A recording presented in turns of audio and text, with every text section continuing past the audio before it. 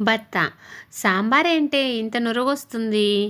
భార్య: ఇంట్లో ఉప్పు అయిపోయిందండి. కోల్గేట్ పేస్ట్లో ఉప్పు ఉందని పేస్ట్ వేశాను.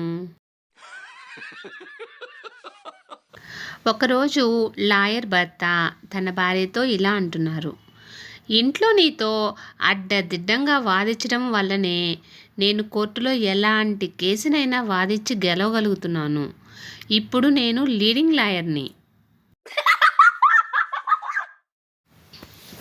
ఏమైందన్నయ్య, చీమలు ఎటు వెళ్తుంటే అటు వెళ్తున్నావు అని అడిగింది శ్రియ.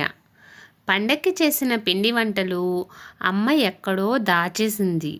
ఈ చీమలు ఎటు వెళ్తున్నాయో గమనిస్తే వాటిని కనిపెట్టొచ్చని అని చెప్పాడు శ్రీధర్. టీచర్: శరత్, మైదానం అంటే ఏంటి? శరత్: మైదానం అంటే నేను చేసిన దానం టీచర్. శంకర్: బేబీ, నీకు శాకాహారం అంటే ఇష్టమా, మాంసాహారం అంటే ఇష్టమా? రాణి: ఆ రెండూ కాదండి. శంకర్: మరి ఏమి ఇష్టం?